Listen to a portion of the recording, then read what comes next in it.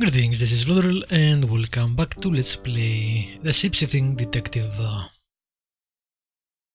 Where we moved to the next chapter last time. You're listening to Radio August. Dark Nights. I want to see if it saved our conversations. It did.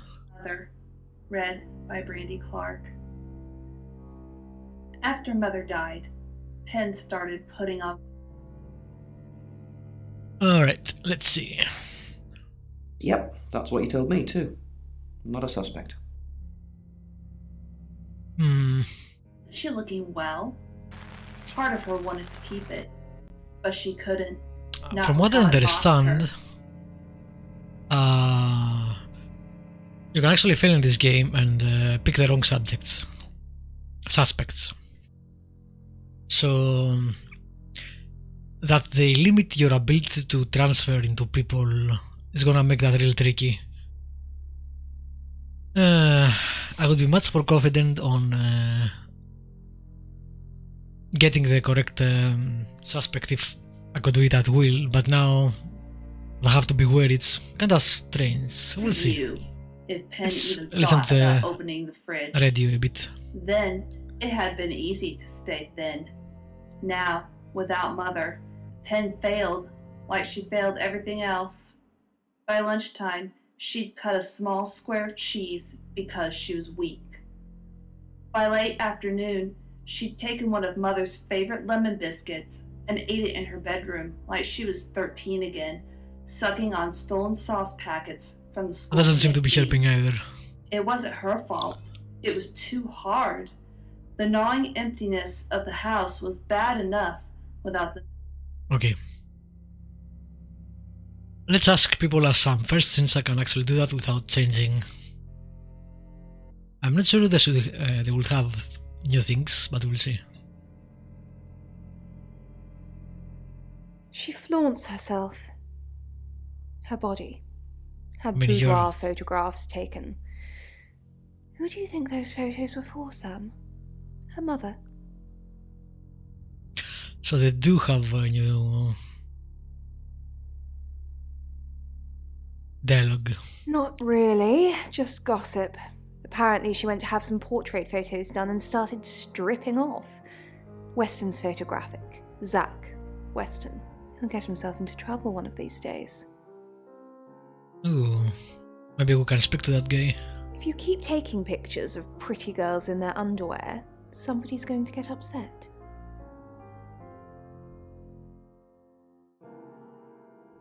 The vicar's son? No, as far as I can tell, Oscar is a good boy. But we've all got different faces now, haven't we, Sam?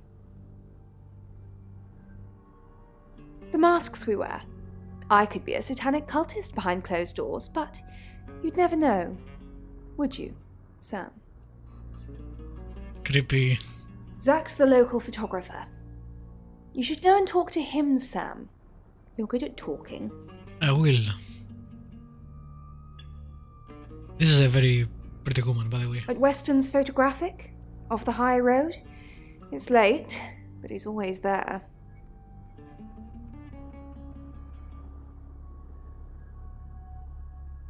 I have a good memory. I'm still holding grudges from when I was 4. Okay, got someone information. Let's see if we can go to that place. We can't. Maybe we can ask the chief where it is. No. Strange.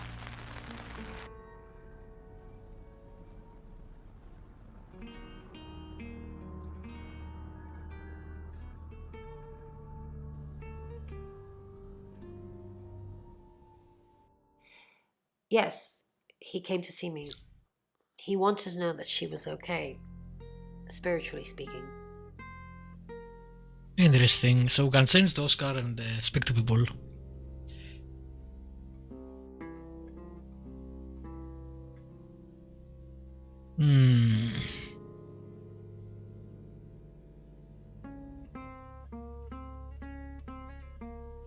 He confided in me quite a bit, actually.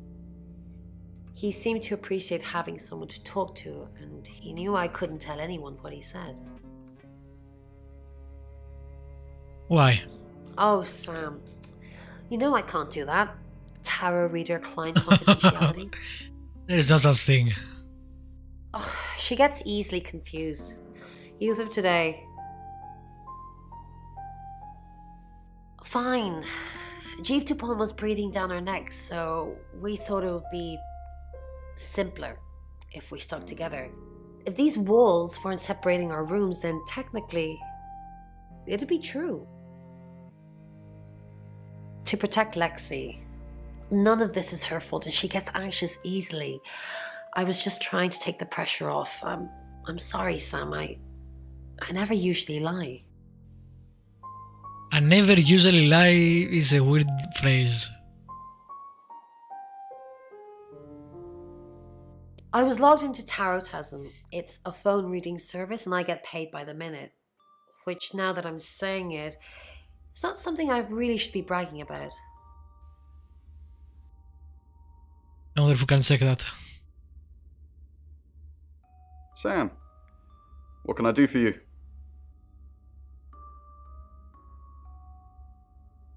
We didn't. Lexi used a Ouija board to get the name.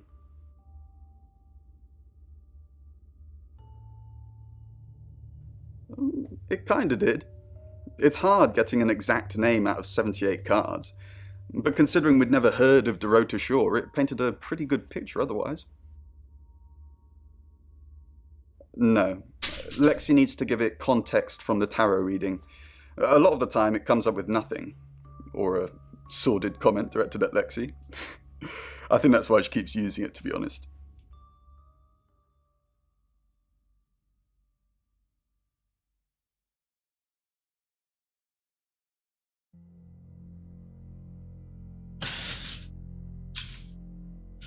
Alright, sorry about that. Once we thought there was going to be a murder, Lexi used the Ouija board to find out the victim's name. It spelled out Dorota. Just... This is going to sound weird. Most people believe Ouija boards contact the dead. So if Lexi contacts a dead person, that person needs to know what happens in the future. Ergo, maybe the person she's contacting is from the future. A time traveler who died here. What? You don't believe me? That makes no sense, dude. Ask Lexi or Bron. They've got their own ideas, but my theory is definitely the more plausible. We're trying to save people.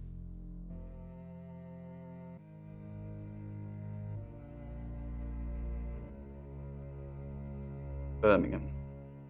We couldn't save anyone there either. The problem with travellers is... Well, let's put a pin in this one, Sam. Let me ask Bronwyn. If she says it's okay to talk about it, it's okay to talk about it.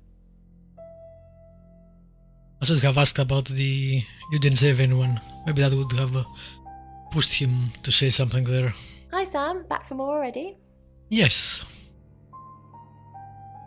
No, I think Bronwyn met him though. This morning. He only wanted to see her. I guess he didn't want anyone else to hear what he had to say. I didn't. How did you find out? Am I in trouble? Bron was worried about me not having an alibi. She was logged in doing phone readings, so she's alright. But there's nothing to prove that I was here. I was though, cross my heart and hope to die. Yes, that's very convincing. Oh, it's just your run-of-the-mill spirit communication device? Want to know how it works? Sure. Cool, okay. So Ouija boards send us messages from the spirit world, right? But where is the spirit world? I mean, there's planets and stars and space. The spirit world must be really far away beyond all that. With so far to travel, messages from the spirit world must take ages to get here. Like how light from the sun takes 8 minutes or something to reach us. You still with me? Yeah, but you're not making much sense. Oh, you're sweet. Where was I? Oh, so here's my point. The spirit world is actually several hours ahead of us. That's how we get messages about things that haven't happened yet. That's how we got Dorota's name. Because in the spirit world, she was already dead.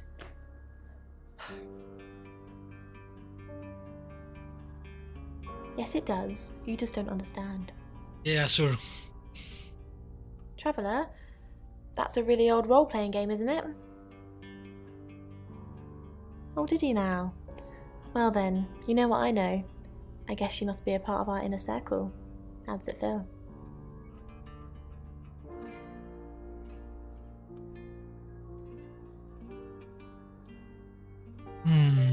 That didn't help.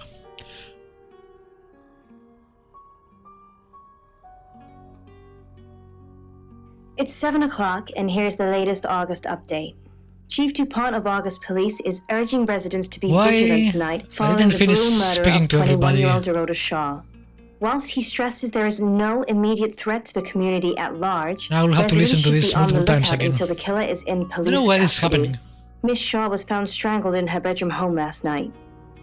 Poe, I heard she was found by her mother. Truly awful. Mother caught me up to all sorts of mischief in my bedroom. Also in the news, emergency services were called to the crossroads at Grange Avenue and Church Street following a collision between two cars. There are no reports of any serious injuries, but you might want to take a different route for now. Oh no. It's going to be one of those nights, Poe. Stay with me, doll. I'll keep you safe. I'm not going anywhere. That's 7 o'clock with Poe and Monroe. Seriously, this is a really strange way of doing the whole next chapter thing. We just started this chapter. I haven't even shapeshifted once yet.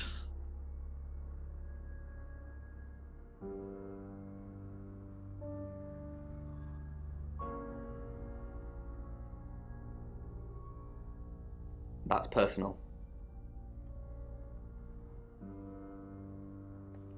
I can't really explain it. I'm just floating at the moment. Nothing seems real.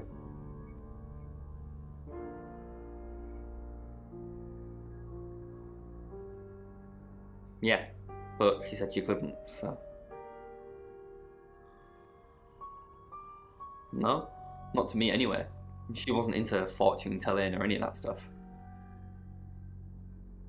Yeah, Chief DuPont told me. He thinks it's one of them that killed her. Bronwyn?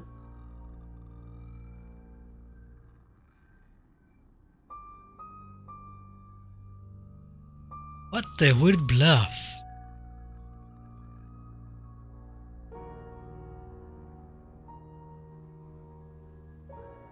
Sure, let's try it out. That's disturbing. And impossible. I don't think those two ever met. Why would she say that?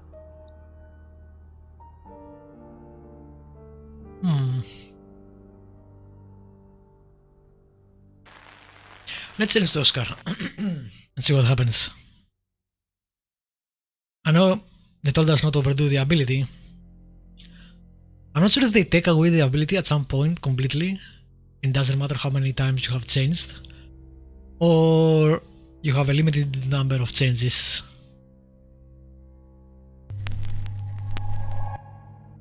I'm Oscar. Is there anything else I can do?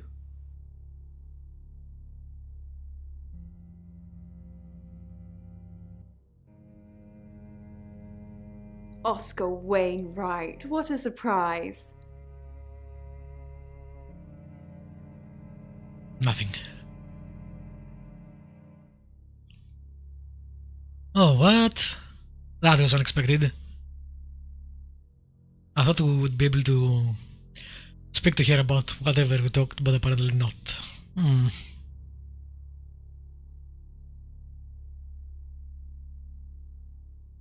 Really? Not one of them is there as Oscar? I wonder what that means.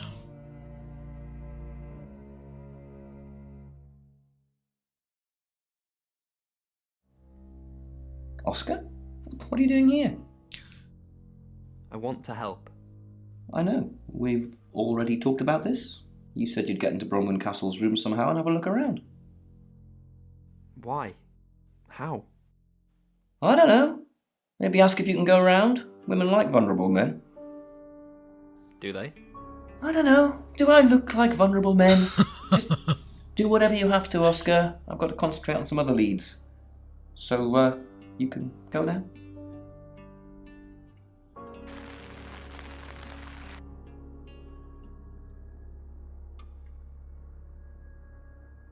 But we still can't search anything.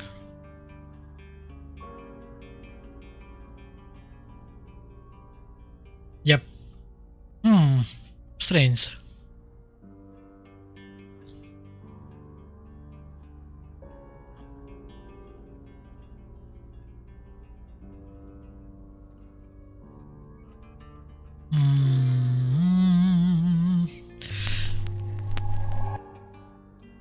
I really would like to change to everybody and see if I can get more things from them.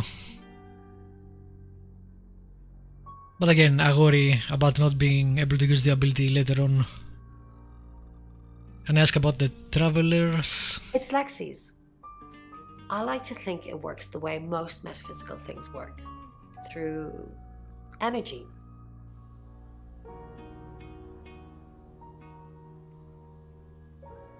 Everything is energy. You, me, that chair. If you focus hard enough on something, you attract energy, like an electrical current that connects A to B and lights up a bulb. Can't ask about the traveler, that's annoying.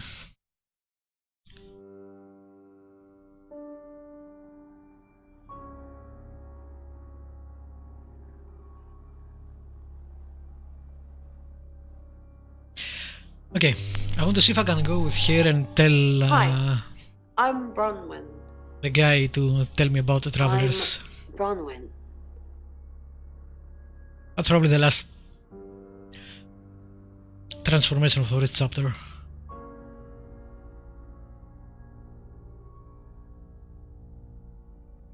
What did you tell the police you were doing last night? You can tell Sam about Birmingham. Well, what can I tell Sam that you haven't already? You know Sam likes a fact check. I don't really know Sam. But if you're sure, then I guess I'm sure. What did you tell the police you were doing last night? I told them the truth, that I was in my room. I'm not sure if they can fact check it, but it's the only alibi I've got. Kind of wish we'd all stuck together now. When should we do another reading? The police think it's me, don't they? Looks that way. Have you been feeling possessed lately? Why possessed? Sorry, too soon. Interesting.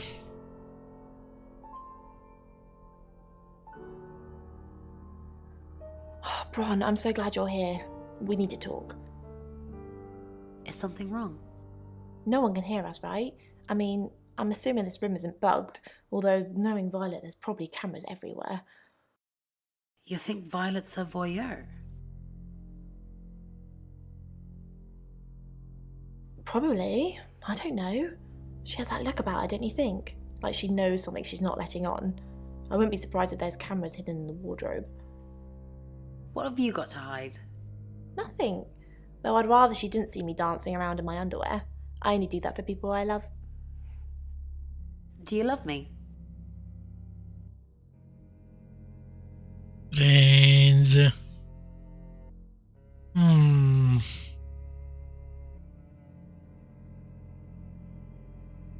No, I won't ask that. Why are you looking at me like that? Anyway, we need to talk about our alibi. What about our alibi? I know you said it would be better if we said we were together, but lying about your alibi, that's pretty serious. Are you sure it was a good idea? We should do whatever it takes. You're acting like we've got something to hide. Bron, is there something you're not telling me? Why'd you ask me to lie? Were you really in your room all night? Yes. Then stop with the cloak and dagger stuff, alright?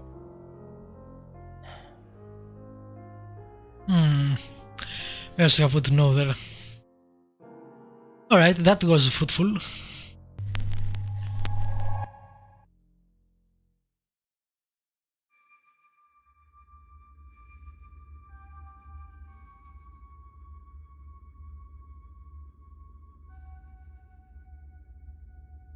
He gonna tell me about Birmingham, although Browin told him to. Maybe I need to wait for the next chapter. Again, I'm not sure how that works. It would seem like I would be able to talk to him about that now.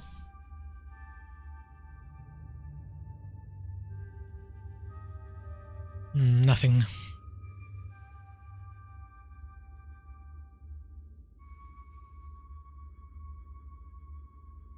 I wonder if when you start getting the next chapter option, it's when you exhaust all the dialogues with Sam, and then you can get new dialogues with shapeshifting. Had I been set up, I'd shot Vanessa, and now I was literally holding a smoking gun about to get caught. Wait a minute, I called towards the door. Think. Quickly pulling out the desk drawers, I searched for some kind of solution. A pretzel, a postcard, a pair of pickle-shaped cufflinks. And there it is, in the bottom drawer, the patchwork quilt Mom sent me over 2 Christmases ago. I was never going to see any other kind of action, so I throw it over Vanessa's body and open the door. It's almost too late before I realize I'm still holding the gun. But I quickly stuff it down the back Tex of my Murphy. pants. It's hot. Officer Peters looks me up and down. She's hot too, but not as hot as the gun in the back of my pants. I wince. Yes, officer. We've had a report of gunshots coming from this building. Didn't hear a thing, I tell her, smiling sheepishly. Mind if I take a look around? Oh, not at all, I say, letting her through. Her tour of the office takes about 5 seconds. 5 solar seconds. And then she finds... nothing. Something catches her eye. She runs her fingers across the back of my couch. Alpaca? I nod, worriedly. She nods appreciatively. Mind if I try? I protest as she sits down, but it's too late. She's definitely sitting on Vanessa's bleeding body. She's armed, so I'll need to be quicker, or maybe run. The window, I could jump, say 20 flights. It's soft, she says.